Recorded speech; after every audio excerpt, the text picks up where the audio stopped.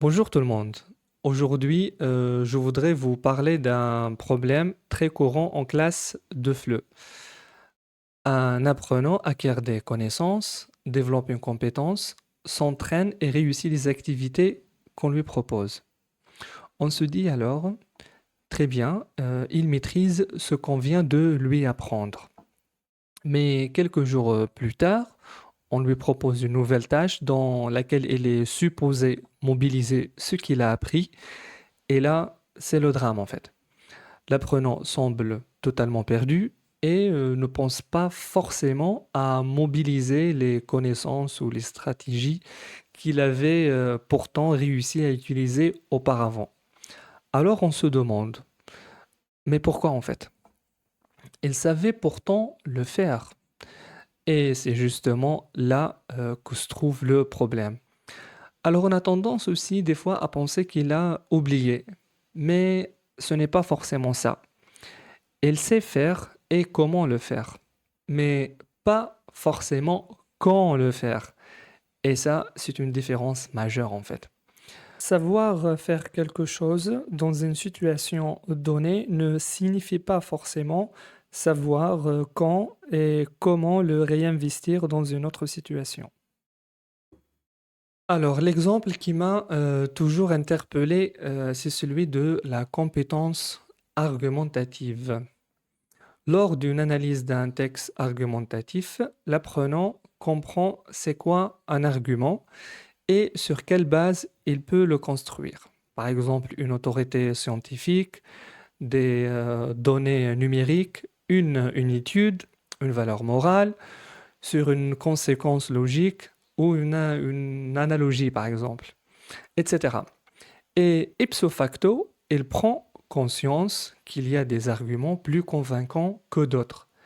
Et pourtant, lorsqu'on lui demande de préparer un discours dans lequel il défend son point de vue, on trouve souvent la même chose. L'apprenant revient presque toujours aux mêmes arguments. C'est bien parce que c'est pratique, c'est mauvais parce que ça coûte cher, c'est avantageux parce que ça fait gagner du temps, par exemple. Donc, très souvent, l'apprenant reste sur des arguments très simples de type avantages et inconvénients, alors qu'il a appris qu'il pouvait faire beaucoup mieux. Mais il ne le fait pas spontanément.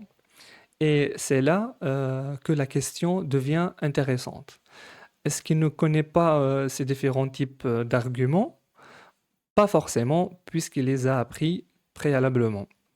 Il peut très bien en fait les connaître.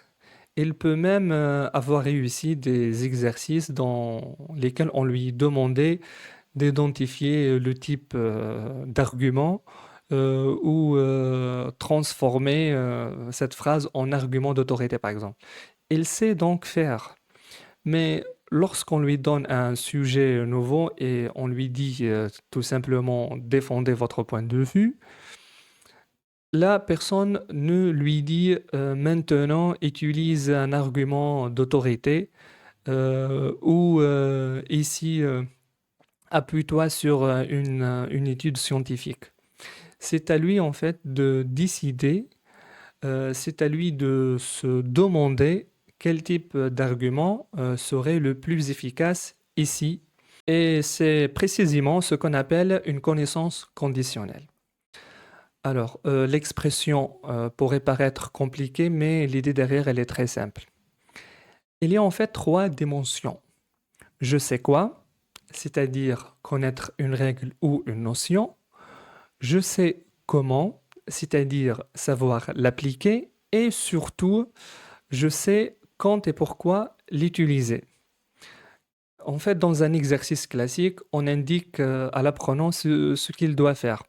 Mais face à une situation nouvelle, personne ne lui dira forcément quelle règle ou quelle méthode utiliser en fait. Il doit donc être capable de reconnaître la situation, de faire le lien avec ce qu'il a appris et de choisir lui-même la bonne compétence. Alors, justement, comment développer cette capacité chez les apprenants? La première chose est assez simple en fait.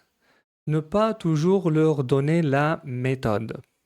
Au lieu de leur dire utilisez ce type d'argument, on peut parfois leur dire vous connaissez plusieurs types d'arguments, lesquels allez-vous choisir pour défendre votre point de vue? Alors les apprenants doivent alors réfléchir avant d'écrire. Ils doivent faire un choix et surtout, ils doivent être capables de justifier ce choix en fait.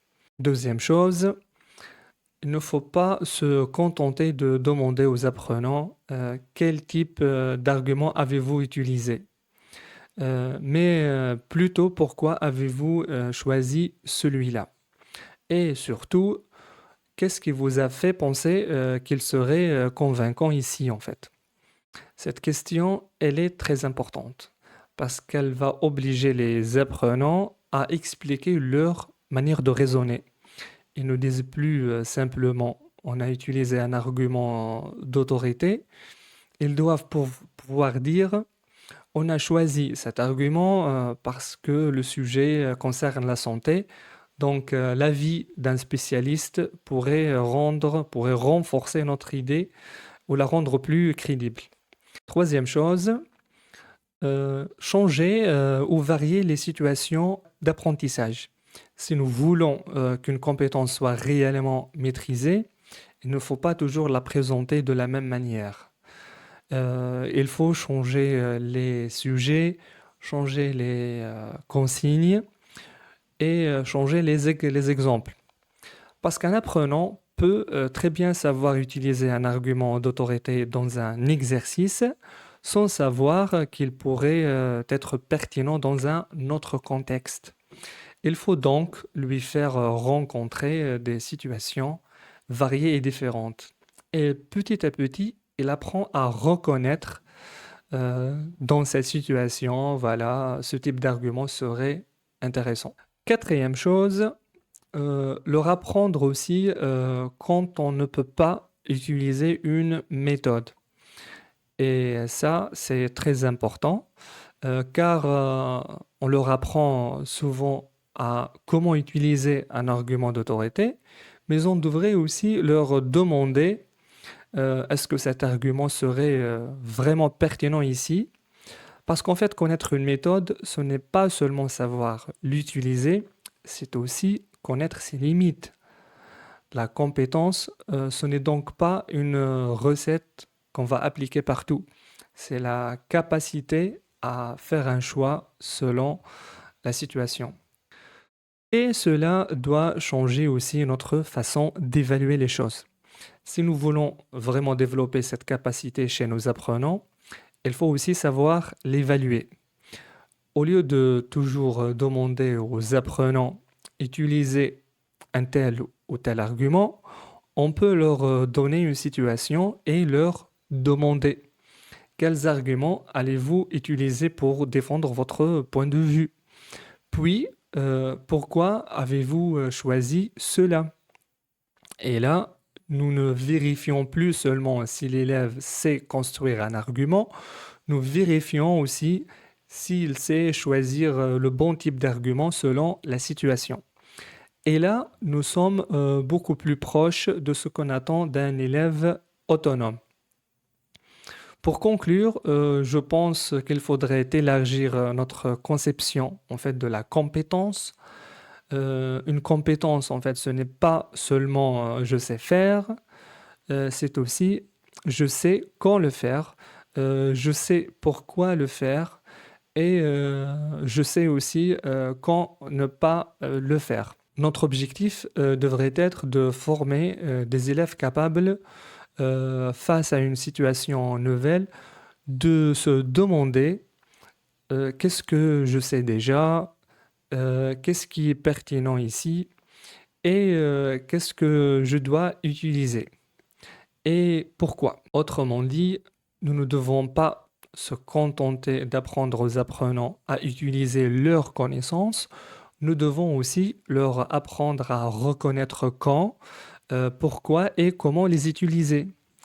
Parce que c'est cette capacité qui fait passer un apprenant de quelqu'un qui sait simplement exécuter à un apprenant capable de réfléchir, de choisir et de devenir progressivement autonome dans son apprentissage. Et peut-être que cette dimension mérite justement une place beaucoup plus importante dans nos classes et nos manuels scolaires. Alors sur ce, je vous souhaite une excellente journée et je vous dis à très bientôt pour une nouvelle vidéo.